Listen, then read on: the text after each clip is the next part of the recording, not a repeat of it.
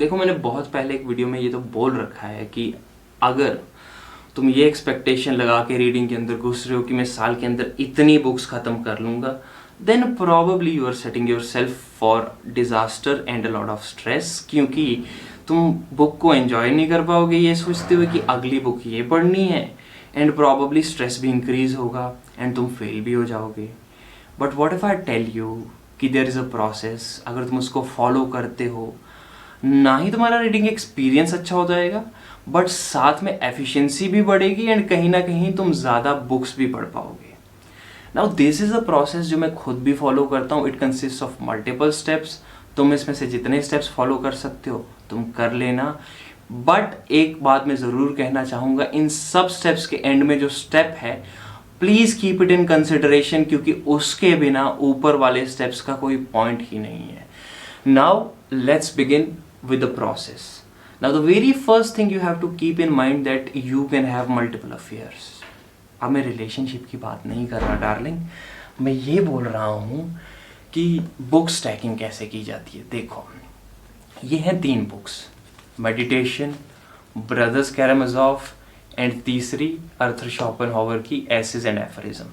देखो, मैं अब तुम्हें अपना रीडिंग प्रोसेस बताता हूँ। बुक स्टैकिंग में मैं क्या करता हूँ, मैं सुबह उठता हूँ, ब्रदर्स कैरामज़ोव थोड़ी बहुत पढ़ ली। It's a little bit serious read क्योंकि क्लासिक फिक्शन है, बहुत सारे कैरेक्टर्स हैं, तुम्हें साथ में एक्टिव रीडिंग करनी है, एनालिसिस करना है, तो it gets a little bit heavy.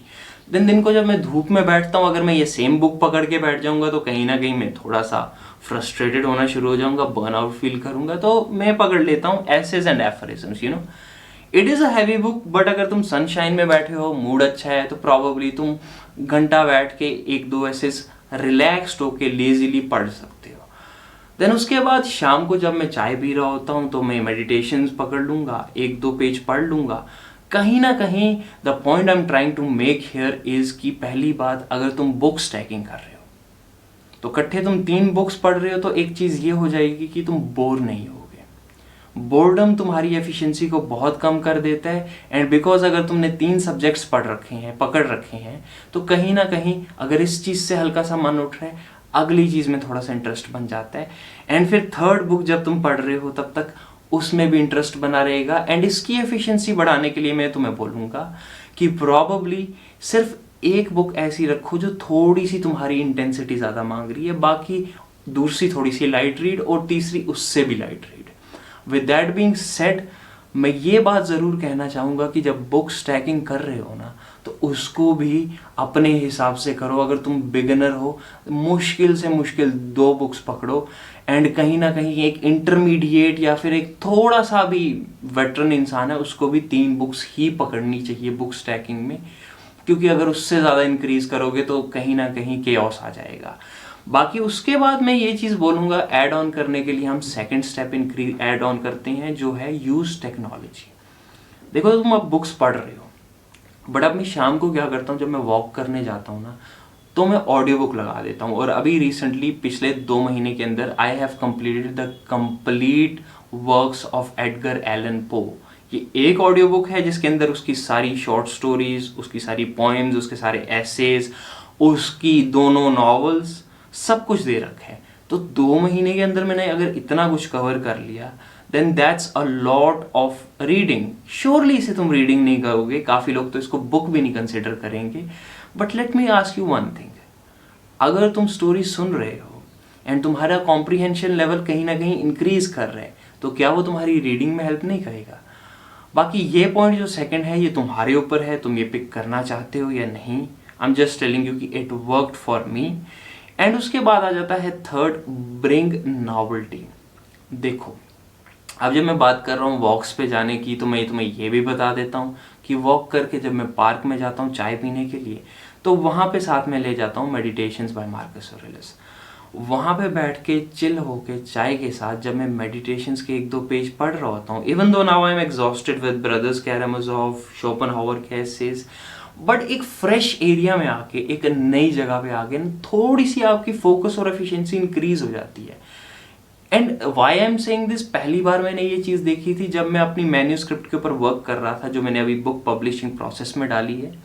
तो जब मैं उसको घर पे बैठ के डेली घर पे बैठ बैठ के लिखता था तो कहीं ना कहीं एक पॉइंट के बाद फोकस ही नहीं बनता था। देन आई रियलाइज कि एक दिन मैं कैफे में बैठ के लिख रहा हूँ और मेरा फोकस लेजर शार्प हो गया। I don't know, there is something about नई जगह पे बाहर निकल के किसी कैफे में बैठ के, पार्क में बैठ के अगर तुम सेम काम कर रहे हो तो नॉवेल्टी के साथ हमारे ब्रेन का कुछ होता है कि हमारी एफिशिएंसी इंक्रीज हो जाती है। एंड दैट बुक, उसके ऊपर जो फोकस मेरा तब बाहर बनता था, it was amazing. And by the way, publication process में सिर्फ और 2 हफ्ते लगेंगे and then the book will be out. और जैसे ही वो बुक आउट होगी, हर वीडियो के डिस्क्रिप्शन में उसका लिंक होगा। So if you are interested in this book which has this philosophy of the redemptive power of love, तो do give it a check जैसी वो अवेलेबल होगी। विद दैट बीइंग सेड, अब हम चलते हैं नेक्स्ट स्टेप की तरफ, जो है 1:1 रेशियो। देखो मेरे दोस्त, अगर तुम ये बुक स्टैकिंग, टेक्नोलॉजी, नॉवेल्टी सब भी यूज कर रहे हो ना, एक चीज हमेशा ध्यान में रखना कि 1:1 क्या है। बुक स्टैकिंग में तो चलो तुम डिफरेंट सब्जेक्ट्स पकड़ रहे हो, एक इजी, एक टफ, वॉट एवर, ठीक है। बट अब एक बुकलेट से मैं इससे पहले एक एग्जांपल देता हूँ। ब्रदर्स कैरामजोव से पहले मैंने क्लासिक पकड़ी थी ग्रेट गैट्सबी। उसके बाद मैंने ब्रदर्स कैरामजोव इसलिए पकड़ी क्योंकि great Gatsby was a little easy read for me. अब मैंने ये पढ़ ली, मतलब मैंने हल्की सी जॉगिंग की, अपने आप को थोड़ा सा वार्म अप किया, एंड उसके बाद मेरी इच्छा हुई थोड़ा सा हैवी इंटेंसिव वर्कआउट करने की, रनिंग करने की, which is this complex book. अब ये बुक खत्म करने के बाद मैं वापस अपने 1:1 रूल को फॉलो करूंगा कि 1 easy, 1 tough and then coming back to 1 easy. इसके बाद मैं एक इंडियन क्लासिक पकड़ने वाला हूँ which is sort of children's book, तो वो थोड़ी सी रिलैक्स्ड इजी हो जाएगी। तो कहीं ना कहीं एक बैलेंस बराबर बना रहता है कि 1 easy, 1 tough and then 1 easy, क्योंकि तुम्हें अपने ब्रेन के ऊपर इतना स्ट्रेस नहीं डालना कि तुम टफ के ऊपर टफ बुक्स पढ़े जा रहे हो। बीच में एक टफ बुक हो जाएगी, देन तुम वापस रिलैक्स करने के लिए जब जॉगिंग में आओगे तो बॉडी को भी थोड़ा सा रिलैक्स्ड फील होगा और उस इजी बुक को तुम ज्यादा प्रोग्रेस के साथ पढ़ पाओगे। अब बात अगर हो रही है रिलैक्सेशन की, तो हम आते हैं नेक्स्ट पॉइंट पे, which is times for piece. देखो, तुम कितनी बुक स्टैकिंग कर लो, तुम कितनी टेक्नोलॉजी यूज कर लो, तुम कितनी नॉवेल्टी ले आओ, बाहर कैफेज में जाके पढ़ना शुरू कर दो, 1:1 रेशियो भी कर लो तुम, बट अगर तुम हफ्ते में 2 दिन या एटलीस्ट 1 दिन ऐसा नहीं रख रहे जब तुम बिल्कुल रीडिंग नहीं कर रहे हो, रिलैक्स कर रहे हो, तो तुम्हें रीडिंग बर्नआउट हो जाएगा। And this has happened with me time and again in case of reading and gaming. मैं बहुत महीनों के लिए बिंज कर देता था, डेली बेसिस पे गेमिंग, डेली बेसिस पे रीडिंग, एंड एक दिन ऐसा आता था जहाँ पे आई यूज टू स्नैप। क्योंकि बर्नआउट का ऐसा है कि जिस दिन तुम्हारा लास्ट डे नहीं आ रहा जहाँ पे तुम कंप्लीटली बर्नआउट नहीं हो रहे, तब तक तुम्हें भी नहीं पता चलता कई बार फ्लो में कि हाँ भाई मैं थक रहा हूँ, स्ट्रेस पड़ रहा है।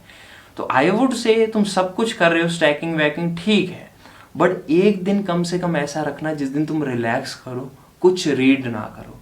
एंड अगर तुम्हें मेरी तरह डर लगता है कि एक दिन भी तुमने ब्रेक ली, then all of a sudden तुम वापस ब्रेक्स लग जाएंगी कंप्लीटली, तो आई वुड से जस्ट एक बुक पास रख लो दिलासे के लिए, 1-2 लाइंस पढ़ लो उस दिन, ताकि तुम्हारा ज़मीर ये ना बोले तुम्हें कि आज तुमने कुछ पढ़ाई नहीं की है या फिर कुछ रीड नहीं की है।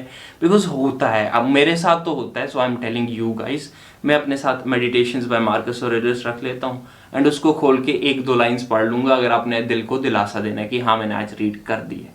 But apart from that whole day is no reading day for me, because मैं नहीं चाहता कि मेरा माइंड स्ट्रेस हो। विद दैट बीइंग सेड, अब सबसे लास्ट मेन इंपॉर्टेंट स्टेप इस प्रोसेस का, जिसको बिल्कुल फॉलो करना, नहीं तो कंप्लीट कोलैप्स होने के चांसेस हैं, which is start crawling first with consistency. जहां तक तुम देख रहे हो ये 6 स्टेप का एक प्रोसेस है, तो इसमें कॉम्प्लेक्सिटीज बहुत ज्यादा आ जाती हैं। तो मैं ये बोलना चाहूंगा दोस्त कि इस प्रोसेस को ना शुरू में थोड़ा सा सिंपल रखने की कोशिश करना। Look, right now first of all I am reading these 3 books which are complex in their own ways. Philosophy के 2 स्कूल, साथ में एक क्लासिक, कहीं ना कहीं it is a bit complex. And अभी मैं एक 4th बुक ऐड करने जा रहा हूं, Zafarnama, which will get a little more complex for me, but the point is कि मैं इस प्रोसेस को बहुत टाइम से प्रैक्टिस कर रहा हूं। व्हाट आई वुड से इज कि जब इस प्रोसेस के अंदर एंटर कर रहे हो, स्पेशली द बिगिनर रीडर्स, मैं पहले बोलूंगा कि सिर्फ 2 बुक्स रखो, और वो 2 बुक्स भी बहुत सिंपल रखो। कंटेम्पररी रीड्स रख लो या शॉर्ट स्टोरी बुक्स रख लो, एंथोलॉजीज रख लो, ताकि तुम्हें पहले थोड़ा सा ईगो को पंप मिले और साथ में हैबिट बैठे। क्योंकि ये जो हैबिट है, तुम अगर सिंपलर बुक्स के साथ बिठाओगे तो चांसेस ऑफ सक्सेस बहुत इंक्रीज हो जाएंगे। बट हाँ, अगर तुम सीधा ही क्लासिक, फिलॉसफी, ये सारे सब्जेक्ट्स लेके बैठ जाओगे, देन प्रॉबेबली ये प्रोसेस तुम्हारे लिए वर्क नहीं करेगा। तो शुरू करो, बिल्कुल कम रीड करो, हो सके तो दिन में 15 पेजेस मुश्किल से, एंड थोड़े से टाइम के लिए रीड करो। अगर तुम्हें लग रहा है तुम 1 घंटे के लिए पढ़ सकते हो एक बुक, आई वुड से 20 मिनट के लिए पढ़ो, बट उसको कंसिस्टेंसी के साथ रखो। तो ये प्रोसेस तुम्हारे लिए वर्क करेगा लॉन्ग रन में। कंसिस्टेंसी रहेगी, डिफरेंट सब्जेक्ट्स पकड़ोगे तो उससे भी एक मोटिवेशन मिलेगी कि हाँ भाई, आई am reading like a philosopher, like a scholar, तो वो एक बूस्ट भी मिलता रहेगा। तो ये कुछ स्टेप्स हैं।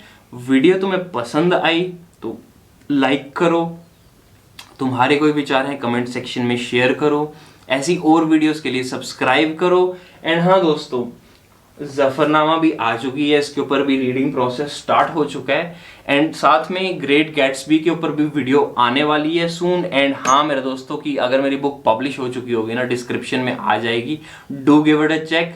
किसी और बात पे तो मैं कुछ कहना चाहता, मैं I am okay. With that being said, I'll see you in the next video.